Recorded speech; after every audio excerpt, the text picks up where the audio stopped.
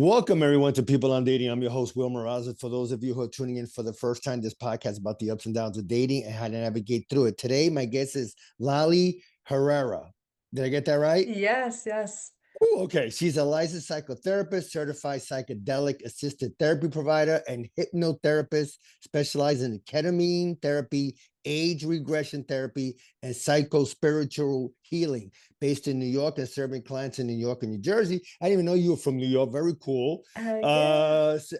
Lali, let me see. Herrera is a founder of Inner World Psychotherapy, where they guide millennial professionals, especially recovering people pleasers and those raised by emotionally immature parents, towards radical self-awareness, boundary setting, and trauma resolution. Lali, thank you so much for being on People on Dating. How are you? Thank you. Thank you for having me. I'm doing great. I'm so excited to be here and No, to no, it's share. my pleasure. So tell me a little bit about yourself. What was that journey like for you to become a licensed psychotherapist, certified psychedelic assisted therapy provider, and more? So tell us a little bit about yourself. What was that It's so journey funny like? hearing that back from you. I'm like, wow, that's such an interesting list of things that I do.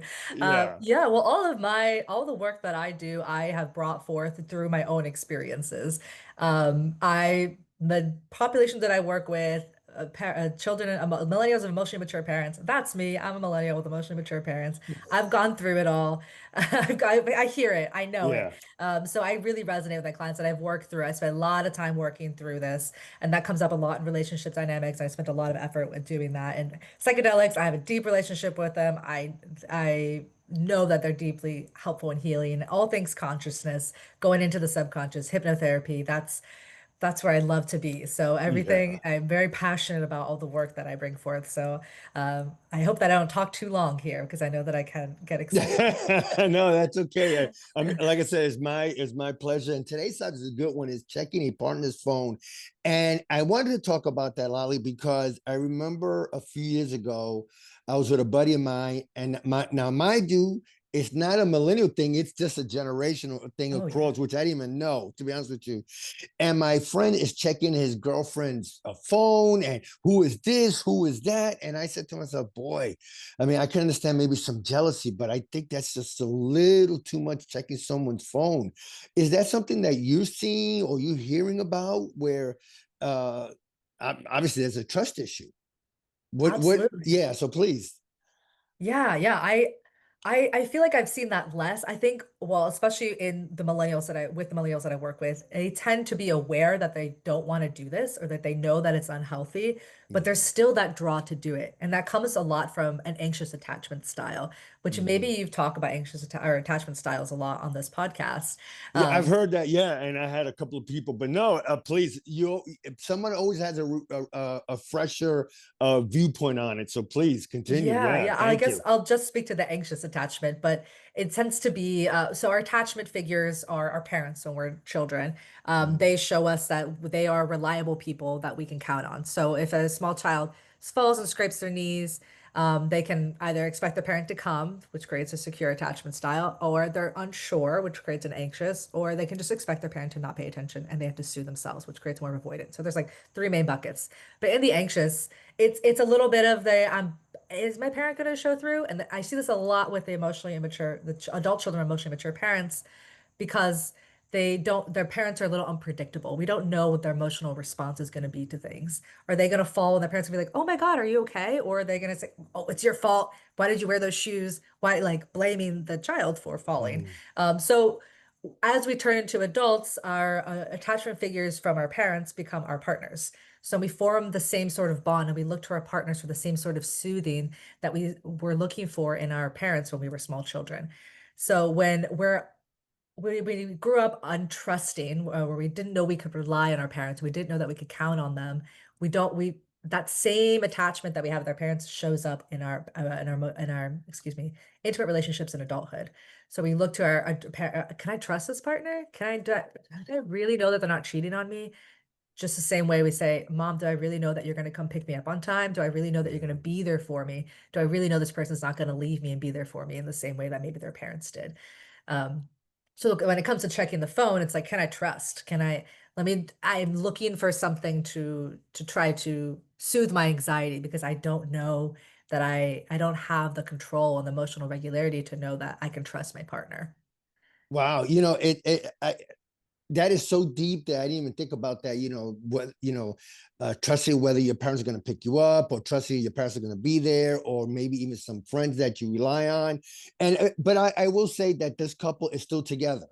4 or 5 Okay. years later, they're still Oh, together. Which, because it's funny, because I just ran into him not too long ago, and I say, "Hey, how's everything?" "Oh yeah, we're this and that. We're together." I'm like, "Wow," in my mind, I'm like, "Wow, that's 4 or 5 years now." wow.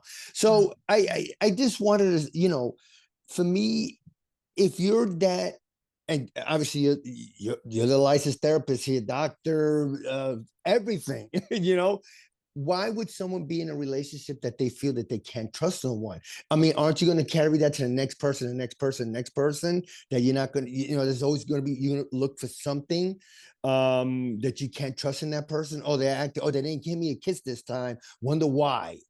Am Mm. I, is that far reaching, or am I in the ballpark? You're right there. I mean, we are always as humans, we will always move towards what's familiar to us. So Mhm. if stress and chaos is something that we're familiar with, we're going to find it. We're always going to look for it subconsciously, which is why I love doing work in the subconscious because that's where it's all happening. We're looking for that chaos. We're looking for the person who's a little bit, I don't know, maybe not trusting. So that's why what we often see is the avoidant and the anxious attachment styles being Yeah. together. The anxious loves to chase around the avoidant because that's what they're used to. And the avoidant just runs away because they don't want that. But so yeah, so we're gonna move towards what's familiar. Yeah. So okay, because you touched on something that it just triggered me, where some women always say, and I see it on podcast things I read about. They like the bad boy because they're used to the chaos. They're used to them not. They say they'll call and they don't call, or they act a certain way. The nonchalant lifestyle that bad boy lives, and things like that, where you have the reliable person that they're there 9 to 5 for them, or let's say they're there all day, that people pleases somewhat, which I can understand some people get tired of that. But does that correlate too? Because some women just love that chaotic. I mean, I saw one that a woman says, "Yeah, I just want to be sent to the mental institute. That excites me." Whoa, wait a minute. What am I missing here, Doc? Yeah, yeah. And well, I guess when I speak to that, the familiarity, I'm going again back to that like attachment figure. So as Yeah. a child, that familiarity of like, okay, maybe what we see also often with attachment, which is a little bit Freudian, not everyone believes this, but that we form attachments with our like opposite sex parent. So like, but Mm, that's not so clear cut. It's more of a theory. But so like let's say like a lot of people have daddy issues, right? Like let's yeah. say dad was coming in and out all the time. We didn't really know what was happening. He was a little unpredictable. Maybe he drank some alcohol, emotionally absent. That's the kind of person that person is going to be attracted to in adulthood. They're going to be Okay. attracted to the guy who isn't really fully present. And that's what I think this like bad boys type of thing is. It's like I do what I want because I'm not going to put other people first. And the good guy Mm, who cares a lot is boring because he's consistent and they're not used to consistency. That's uh, that their nervous system wants to find something that's going to make them feel chaotic inside because that's what they so whether it's like good for us or bad for us, that's where we're going to move towards familiar. Is that a safety zone for them? Did that make sense at all? What I said, is that like just they used to that, so they feel safer that way? Absolutely. Yeah, that's exactly how I see it and how it forms is like, yes, I feel safe when there's more chaos because it's familiar to me. Even though I feel stressed and anxious and terrible all the time in this state, I'm more comfortable in that place than in a place where things are good and calm and I can trust my partner because I'm not that like activates that like something's not right here because I'm not used to this. This is too comfortable. It's unsafe. It's so comfortable it's unsafe. Gotcha. So, all right. So, how do you slowly but surely get away with it? Right. We got the partners checking the phone and all that. And again, I can understand. Like I said, men do it, women do it. I hear, We all do. but Yeah. how do you slowly get away from that? How do you help your clients get like, hey, reliable is okay. Reliable is going to be there for you when you least expect it, or when you most expect it. They're going to be there. How do you go to that road? Yeah, that's a great question. Well, I start first Like first and foremost, for most things where we want to create change is to start with the nervous system. We have to train our body and our subconscious, which essentially is the same thing because we Mm, experience emotions in our body, not in our mind. Um, that we can be safe, that these things that once were unfamiliar are actually something that is safe to be in. And mm, that takes a lot of building awareness. And so practicing that awareness of like, oh, I'm doing it. I'm going for the phone to check. Like, what am I thinking? What am I feeling? What's causing me to go to that place? Like, really cultivating awareness and getting our body to feel safe. That's like, I can step away from that phone. Can I sit with the discomfort of not looking at that phone? What is that like? mm, Can I explore that? Can I be there with it? Um, and then creating like through that, like first getting familiar with the body and then starting to get comfortable with those vulnerable conversations. Like I felt really uncomfortable when you called your ex-girlfriend. Like let's have that conversation. Let's put mm. ourselves in vulnerable situations so that we can create true connection with that partner rather than a chaotic connection. One that's how we really great create these healthy relationships is through vulnerability. Despite it, it's scary as hell, but it is the Yeah, best way to create a really fulfilling relationship and to let them see us, to really let them see us. And that's scary. And that also takes a lot of nervous system activating, really regulating the body and being finding a sense of safety that because most people, especially with emotionally mature parents, they didn't have a space where they could talk about their feelings. Or it was the right. opposite. Don't have feelings. Make sure everyone else is happy around you and just suppress and hold on to it. But we want to be able to begin to flip that. First of all, create space for the feeling that we have, and then Yeah, be able to let ourselves be seen as human, as these feelings, and that they're valid. right. So are these people that go through this, right, the emotional roller coaster of a partnership and all that, which it comes with, checking a partner's phone or just not trusting them, but still they want to be with them because they're exciting, they're not around, they're not reliable. How does someone become self-aware of that though? That's the thing. I mean, is it after a while they just finally the pattern hits them right in their face and say, wait a minute, I'm always choosing the same person, unreliable, drives me nuts. I feel crazy, but the next time I'm happy. When does self-awareness come into play?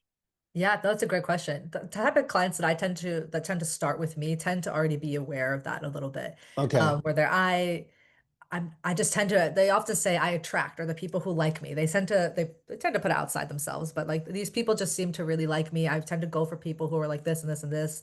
Um, why is that the case? I don't know what's like. And there's other people who like they often I think change needs to happen when we reach what I mean a rock bottom to some degree. Like whatever Mm, someone's rock bottom could be down here, another person's could be much higher. But to okay. get to a point where you say, I can't do this anymore. I can't keep attracting partners like this. I can't keep being in relationships where I feel miserable. And at that point, people are willing to make the change. People are not wanting to make change if they are comfortable with it. If they like kind Yeah. of like the drama. If they like the drama, then they're not wanting to make the change. There's like all these different stages of change, and maybe they're just in a state of contemplating the change rather than actually wanting to make actionable change. Some people aren't even aware of it. They come in because they come to me for things around anxiety and work stuff, and then we start to learn Uh, that the patterns are showing up in relationships as well. I think of things that come up in therapy are like an infinity mirror. We see them in one aspect of life, it's going to show up all across the board. If we have like uh, low self-esteem at work, it's showing up across the board. We don't always realize it because we're really great at compartmentalizing our mind yeah. and saying, hey, it's this and that, but it's always the patterns are repeating themselves constantly because it's in our subconscious, and our subconscious only Right. knows so much about what reality actually looks like. So is what you do maybe oh wow. So I never thought about it that way because it can reflect on everything you do from personal work, just hanging out with friends. Something always seems to click that this person is attracting a certain type of person to them. And I see now even on videos on TikTok where people complaining about it. Oh, I'm tired of that. But is it let's say they're in their 20s, they see all this pattern, but then finally in their 30s, they're realizing that, hey, I'm tired of seeing this. I'm tired of being with people that are not reliable, that are driving me nuts. By that time, is it a little too late to reform back to like, let's say factory setting where I am a good girl, I like these type of guys, the gentlemen and all that, but all of a sudden one partner turns this, like you said, it's a pattern of meeting the same type of person. Is it too late to revert back to, factory setting, for lack of a better phrase, Yeah, yeah, I do like that setting, that phrase. Absolutely not. No, it's of course our brain is a little bit more solidified in our 30s, Yeah, 40s, 50s, but we can if we want to make change, it might be a little bit more effortful, but it's absolutely possible to make that change. And that's also why I like using tools like ketamine and okay. hypnotherapy because those go deep and help us bypass that conscious mind that's like, nope, that's not for you, or this is dumb, or you're always going to be like this. And quiet, both of those methods can help quiet the mind and bring us into our real subconscious where we can begin to actually implement those changes. Yeah. And it does take maybe a little bit more effort, but it's absolutely possible. Yeah, no, I believe it is, but sometimes, when I see certain things or I read articles about dating and that type of let's say a woman or a guy that's used to a toxic relationship, is like, do they really want to change, or they just want to continue on that pattern where you have a roller coaster? First of all, Yeah. Lali, so when you meet someone, whether it's a young man, a young woman, and they telling you what they went through, is there a few steps that you put your clients in to see where they are at the moment? Does my question make sense at all?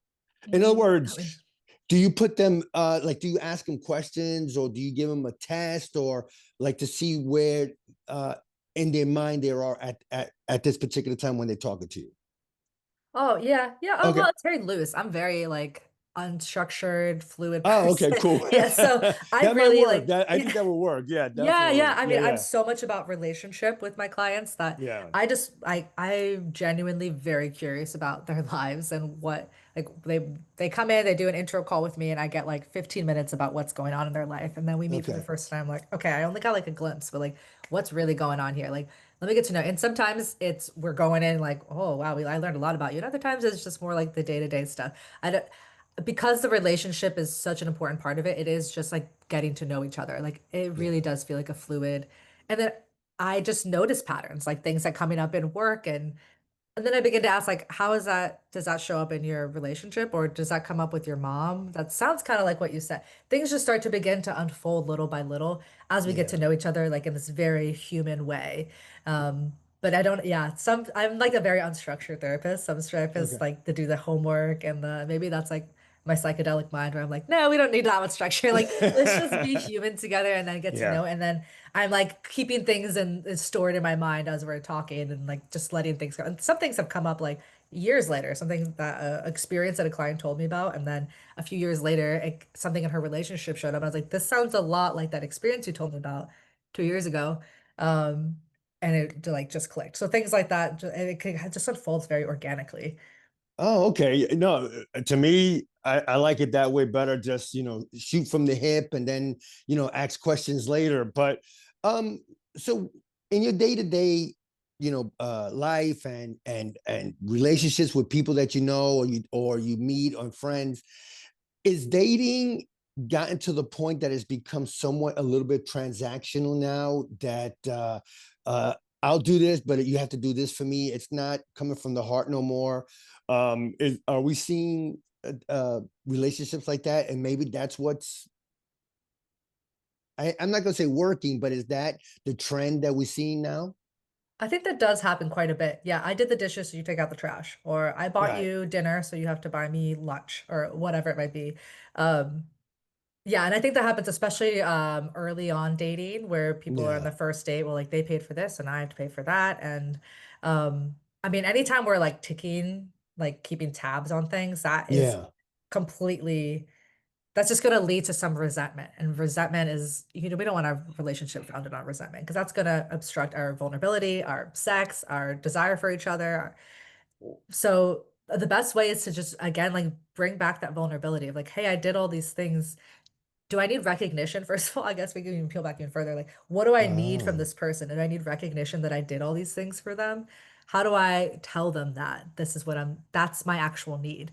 Not just that I did the trash and the dishes and I cleaned the kitchen, let's say, But but I thank also you for need, helping out. Thank you so much. You did this for yeah. me. No, but I get that. I think that's like for a man, like if someone, even a friend buys me something, or just happens to pay for something, I'm like, oh, thank you. I appreciate it. That's just me. I'm an older generation, so I can understand that.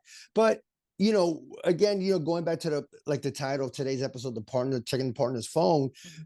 How now prevalent is it checking someone's Instagram? Because now that's like seems like that's the biggest dating Mhm. app in the world. Now we're going into social media.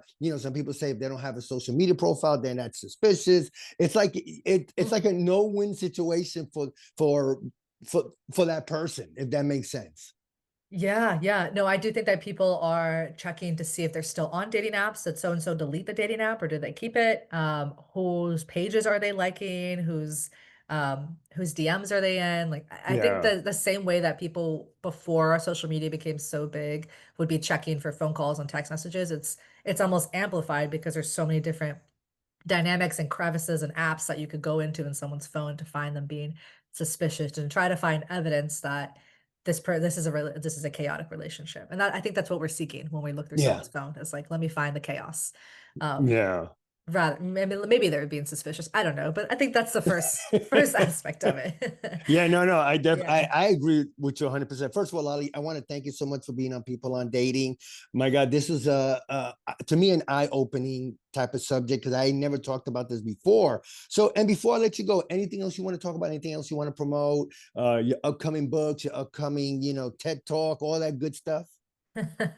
I just want people to come visit my website and come see me as a therapist, either with ketamine, hypnotherapy, or just as your therapist to work through your relationship dynamics. You can find me at innerworldspsychotherapy.com, and that's worlds with an S, multiple worlds. And I hope to stay in touch. You can follow me on Instagram too at innerworlds with an S, psychotherapy. Yeah, I hope to stay connected. No, definitely. I'll put that on the show notes. Well, again, Lali, thank you so much for being on People Dating. I really, really appreciate it. Likewise, thank you. All right, bye bye.